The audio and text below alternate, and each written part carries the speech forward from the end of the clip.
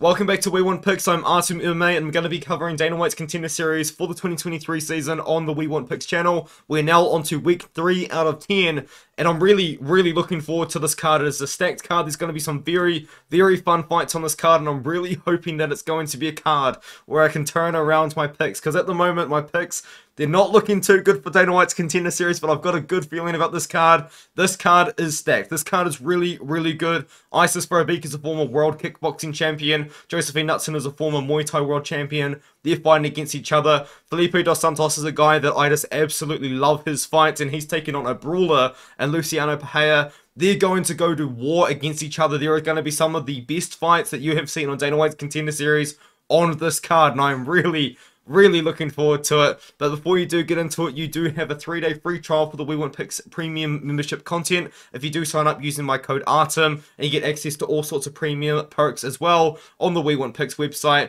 And now, with all of that being said, let's now get into my predictions. Kicking off the card at 125 pounds is going to be Luciano Pereira taking on Felipe dos Santos, and as I said in the intro of this video, this fight is going to be insane. I cannot wait for this one here. It's going to be an absolute war between two guys that love to throw down. Starting off with Felipe dos Santos. If you guys know me, you know I'm a massive fan of Felipe dos Santos. I'm a little bit worried though that maybe the UFC might be a little bit too soon for him. He was meant to fight Zhachary, who then signed to fight Tatsuro Taira. And now Luciano Pereira has stepped in on somewhat short notice, not super short notice, but somewhat short notice to take on Felipe dos Santos in this matchup. I was a lot less confident in Felipe dos Santos against Chires than I am against Luciano Pereira. But for Felipe dos Santos, you see that he trains at a shootbox Diego Lima. You see that he's got a blonde haircut. He also does have the shootbox Diego Lima tattoo on his neck as well, or on the back of his neck, I should say.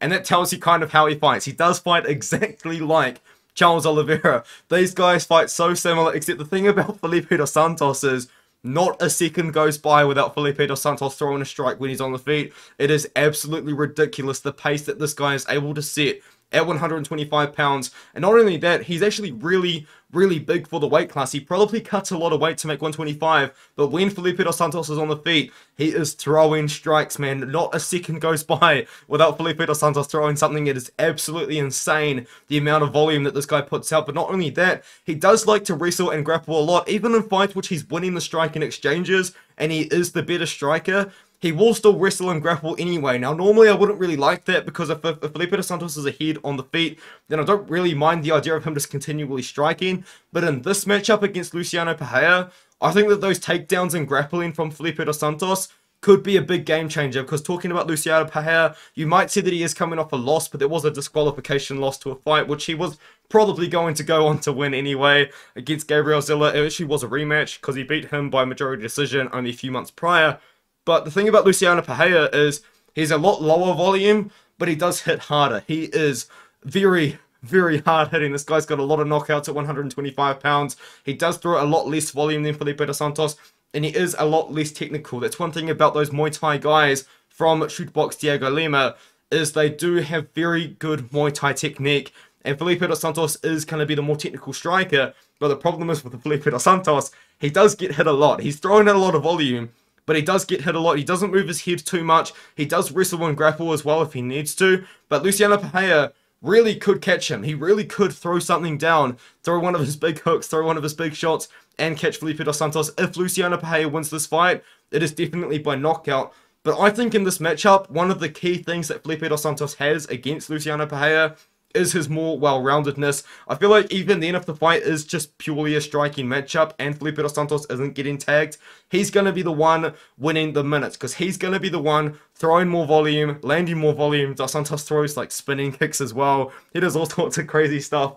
I do like Felipe dos Santos in this matchup. He is a favorite as well. He is -185. Luciano Pereira is +155, and he is one of the biggest favorites on the card. So that tells you how well matched up this card is. Felipe dos Santos -185, one of the biggest favorites on the card. I'm going to go with Felipe dos Santos to win this matchup. I'm actually going to go by submission. I do believe that he is more well-rounded than Luciano Pereira. I like the fact that he wrestles and grapples. On the feet, it's going to be dangerous for both guys. As I said, Felipe dos Santos is an absolute brawler, but so is Luciano Pereira. Pereira is very powerful, but I do like the idea of Felipe dos Santos wrestling and grappling. So give me dos Santos to win it by submission in this matchup. over Pereira because I do believe he is the more well-rounded fighter. So now we're moving on the card to featherweight between Robbie Ring and Luis Pajuelo, and this fight could get very, very interesting in a multitude of ways because Luis Pajuelo is a brawler. He loves to go to war. I would almost describe his style in a way like Trevor Peak. This guy loves to scrap, he loves to brawl. No matter who he's fighting, he does have a chance of knocking them out when he is on the feet. And as for Robbie Ring, he seems to be a bit more of a wrestler and a grappler, but the problem with Robbie Ring is, yes, he's got 6 pro fights, but there's not a lot of tape on this guy because every single fight that he's had has not lasted very long. He submitted this guy in 90 seconds, Joshua Delgado, but to be fair, he did take him on short notice. He beat Jacob Kilburn by second round finish, which is impressive, and before that, every single win that he had was in 40 seconds or less as a pro. He does have a 9-0 amateur record, which I do really like, but the thing about Robbie Ring is, I feel like, once again, with Felipe dos Santos, I'm a little bit concerned that it potentially could be a little bit too much too soon to get into the UFC because I do believe that Robbie Ring has a lot of potential. But in this matchup, I do kind of like the fight for Robbie Ring because I just believe that the takedown is going to be there. Luis Pajuelo, as I said, he goes to war. And the problem with Luis Pajuelo is he's also not really fighting the best levels of competition. He did have a very good win over a 13-2 opponent recently for FFC. But before that, you know, he is going to war with guys that just are lesser opponents to Robbie Ring. The thing is with Robbie Ring, yes, he's not fighting the best levels of competition, but he's beating these guys in a round or less. And Jacob Kilburn, as I mentioned before, is a former UFC fighter. That is the best tape that you can watch on Robbie Ring, is that second round finish over Jacob Kilburn. And I really do like Robbie Ring in this matchup. I think that Robbie Ring is going to look to wrestle and grapple against Luis Pajuelo. I do believe that the takedown is going to be open. I haven't really seen Luis Pajuelo wrestle or grapple at all. And I've seen Robbie Ring wrestle and grapple. That's kind of like the main part of his game. And I do believe if Robbie Ring is as good as I believe he is from the tape that I was able to watch, where he's just beating people within a minute, I do believe that he should be able to take down Luis Pajuelo and submit him. So it seems like most people are going with Pajuelo here. I am on the Robbie Ring side. I do believe that Robbie Ring is going to be the better wrestler and the better grappler. Yes, Pajuelo is going to be absolutely super live to find a knockout, but Pajuelo, as I said, he's a bit of a brawler.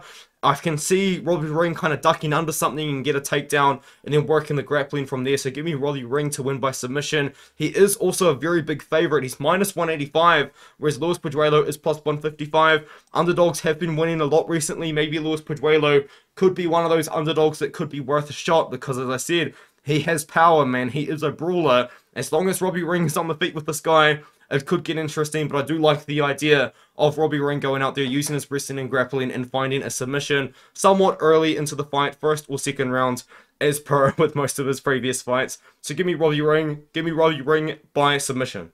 And as I alluded to in the intro, this is going to be a fight between two world-class strikers. You've got Verbeek, who has fought for Glory Kickboxing in the past, and is a former kickboxing world champion as well. And Josefine Knutsson, who was a former Muay Thai world champion herself. And we have actually seen Josefine Knutsson fight for the UFC in a kind of roundabout way, because she did fight against DWCS last year in a Road to UFC bonus fight. If you don't know what Road to UFC is, it is a tournament that actually was taking place last year, and they've done the second season this year, and actually will be taking place the day after UFC Singapore, so I will be covering that as well. But last year, we did see DWCS take on Josefine Knutsson in a bonus fight. In that matchup, I do believe that if Knutsson looked a little bit more impressive, if she maybe did find a finish, she probably could have been signed to the UFC from there. But then she took on Jacinta Austin, who is a great striker and great prospect from Australia. And Jacinta Austin probably will end up in the UFC herself at some point as well. But this is a great fight. And to be honest, I would be surprised if there was wrestling and grappling in this matchup, because it is between two world-class strikers. But because it is a fight between two world-class strikers, it also wouldn't surprise me too much if there was wrestling and grappling to kind of negate that sort of game from the opponent. But the thing is as well, we just saw Cesar Almeida, who I've never seen grapple ever. There's no tape of Cesar Almeida grappling anywhere. Just go out there and out-grapple in his week 1 fight. So who really knows what could happen here. But I am going to be going with this fight kind of taking place on the feet. And when it comes down to it, these two actually do have some pretty different styles of striking. Verbeek, she does like to brawl a little bit. She does like to get hit to give one, and she is very strong in the clinch as well. But the way that she kind of fights is she is willing to take a punch to land a couple. She is a very good counter striker. She is willing to get hit. She's not too defensively sound, which isn't really a bad thing with her kickboxing style. I mean, she did become a world champion with this kickboxing style that I am trying to explain here, but she is willing to get hit to dish out some damage. Whereas Josefine Knutsson is very high volume. Very high volume. She does throw out a lot of volume, and I do believe that is a very good style to kind of counteract Isis Verbeek's striking style. I can see Josefine Knutsson going out there, landing a lot of volume on Isis Verbeek. Isis Verbeek, as I did say, isn't super defensively sound. That does probably leave a lot of opportunities for Isis Verbeek to land something herself, but I'm going to go Josefine Knutsson winning a decision here. I can just see Josefine Knutsson going out there and landing more volume. I've seen more wrestling and grappling out of Josefine Knutsson as well, whereas Isis Verbeek, I haven't really seen too much in most of her wins. She is winning by decision. She does have a submission from 2 years ago, but for the most part, she is striking. She is kind of going to war with these girls. She is a very good striker, obviously, and so is Josefine Knutsson. Josefine Knutsson, though, has been fighting the high level of competition. Yadam So is a very good win. Now, Yadam So was coming off a long layoff before that matchup, but after that, she did beat Jacinta Austin. That is a very good win. She has gone on to have a very good MMA career, and I do believe that Josefine Knutsson is going to have a very good career in the UFC if she can get past Isis Verbeek.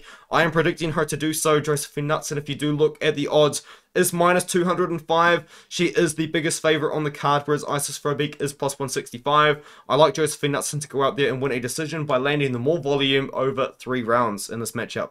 And as we move up the card, we move up to 170 pounds between Oban, Elliot, and Kaik Brito. And this is going to be a wrestler versus striker matchup where the wrestler is Oban Elliot and the striker is Kaik Brito. And Kaik Brito is a dangerous man. He's got 16 wins, all 16 by finish, 13 by knockout, 3 by submission. The most notable win being his most recent one over David the Cosmo.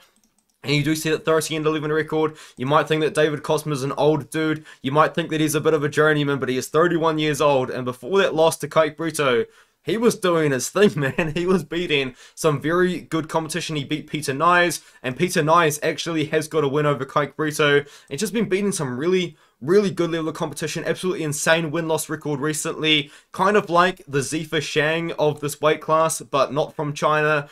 And not like Zephyr Shang whatsoever, but that kind of is a parallel that you can make, I guess. But Kaik Brito, very dangerous. He can get taken down, though, and that is something that he has struggled with in his career in the past, especially when he took on Mateusz Rebecki. Mateusz Rebecki, though, is kind of like the only fighter that has truly been able to dominate Kaik Brito on the ground. Because most of the time when Kaik Brito gets taken down, he does find a way up, or he does kind of threaten off his back and kind of makes things tricky for the person on top. But Mateusz Rebecki was able to dominate Kaik Brito in that matchup.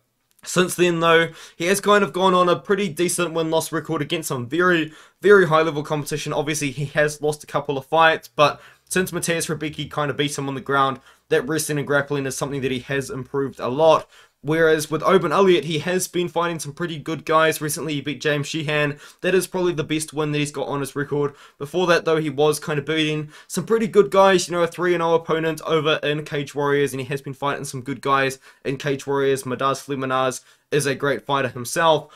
But the thing with Oban Elliot is, he is a good wrestler and grappler, but his striking is something that is a little bit behind his wrestling and grappling. I will give him the credit, though. He's a much better striker now than he was a few years ago, because if you do watch his older fights, you can see that he isn't a very good striker there, whereas now, he's definitely a very capable striker. But the problem is in this matchup, man, Kaik Brito, to me, is just so much more proven over much higher level of competition. And not only that, he does have a lot of experience. He's got experience in a pretty big promotion as well, because Octagon, every time I watch an Octagon card, I get really impressed with the size of the arenas that Octagon is selling out, which is crazy, because you wouldn't really think that Octagon is a big promotion, but they do sell out arenas at Octagon. So Kaik Brito's already kind of had that big fight energy. I know this is going to be an Apex and not in front of a crowd whatsoever, but Kaik Brito's kind of got experience for a big promotion. He's got a lot of experience in general, 20 pro fights. He's fought some much high level competition as well.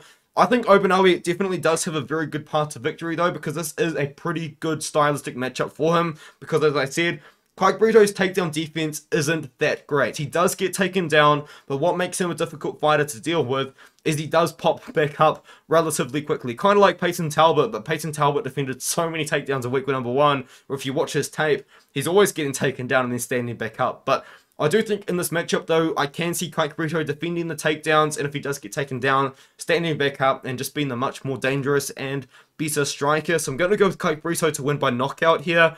Elliot does have a path to victory. I think you might have to take a bit of a page out of Mateusz Rebecki's book and just get on top of Brito and control Brito for 3 rounds, or at least 2 rounds, because he only has to win 2 rounds. But I just don't see that happening. I can see Kaik Brito finding the chin of Oban Elliot at some point. Brito is -140, Oban Elliot is +110. This is a very closely lined fight, but I do really like the experience at a very high level from Kaik Brito, and I like his striking a lot in this matchup as well. I do believe that he can find a knockout over Oban Elliot, although it is a very hard stylistic matchup for Kaik Brito. And now we move on to the main event, which is probably the hardest fight to predict on the entire card. It's going to be Eli Aronov taking on Zhachary Reese. And you can kind of tell that's a hard fight to predict because the odds are pretty much even. At the time of me recording this video, Aronov is -110 and Reese is -120. I do believe that Reese opened as the underdog at +115, but then a bunch of money is piled in on him as the dog, and now he's flipped to a very slight favorite. Obviously, though, with Dana White's Contender Series, there always is some absolutely insane line movement, so who knows what it's going to close as, but right now, as I am recording the video, it is a pick'em fight, and it is a pick'em fight for a reason, because this fight, it's not easy to predict, man. Zhachary Reese has gone on an absolute tear since he become a pro MMA fighter. He's beaten everybody that he's fought in 4 minutes or less. 4 of his opponents in 90 seconds or less, or 92 seconds of less if you want to get a little bit more technical. He's not really fighting the best guys in the world, but Aaron Phillips was on the Ultimate Fighter, and that is a good win. He submitted him in 33 seconds. Aaron Phillips went for a takedown. Zachary Reese cranked on a guillotine, got the guillotine in 33 seconds, and before all that, and even after that against Tommy Britton, he's just knocking guys out in less than a minute, dude. He's just going out there. He's aggressive. He's powerful. He's very technical for a middleweight as well. That's what I was impressed with. But the problem is, well, that's the problem. He's finishing everybody in a minute, so I don't really have that good of a read of Zachary Reese because he is going out there and just dominating these guys, man. He's going out there landing bombs and KOing people or submitting people in less than a minute, which is all well and good and very, very impressive.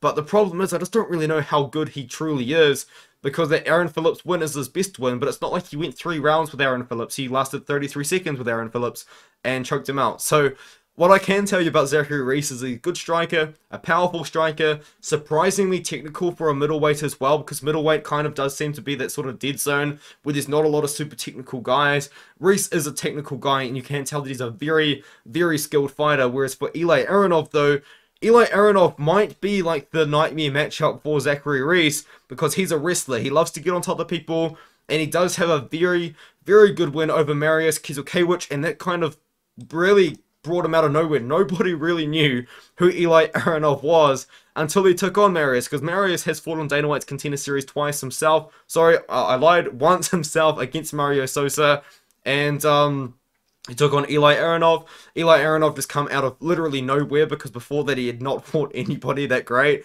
and dominated Mariusz. He took him down, controlled him, had a very, very good performance, and choked him out with an arm triangle in the very second round.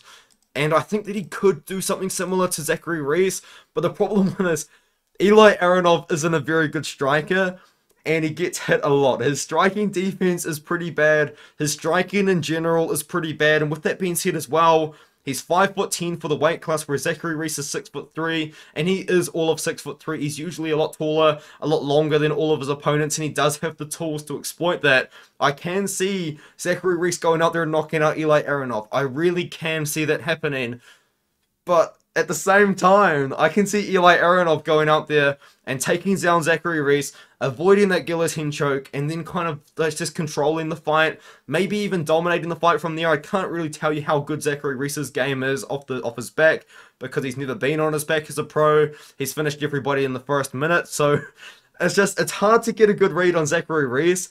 And it's also kind of hard to get a good read on Eli Aronov, because you can go back and watch a lot of his older fights, but it's a big layoff between those two fights. And he does look a lot better in that fight than he does in the past. And those fights in the past aren't really over the best competition either. But I do believe I do believe that Eli Aronov can get the takedown over Zhachary Reese, and I am going to pick Eli Aronov to win this fight, but there are so many unknowns with Zhachary Reese. This guy could be the best fighter that we've ever seen, and that's why he's finishing everybody in the first minute. We don't know if he's got a good gas tank. Eli Aronov, I know, doesn't have the best gas tank in the world. He does slow down. I'm going to go with Eli Aronov, but this is a fight with so many unknowns that a lot could happen, but I'm going to go with Eli Aronov to win this fight. Probably by a late finish, potentially. Just using his wrestling, kind of controlling the fight. Maybe it does go the distance. If Reese wins, it's going to be by knockout for sure, because Eli Aronov isn't the best striker in the world. I'm going to go with Eli Aronov. It's just one of those fights, man. Zhachary Reese absolutely could knock him out in the first round. But I'm going to go with Eli Aronov. So to recap this card, it's going to be great. I've got Felipe Santos, I've got Robbie Ring, I've got Josefine Knutsson, I've got Kaik Brito, and I've got Eli Aronov. I've got all favourites except for one underdog in the main event.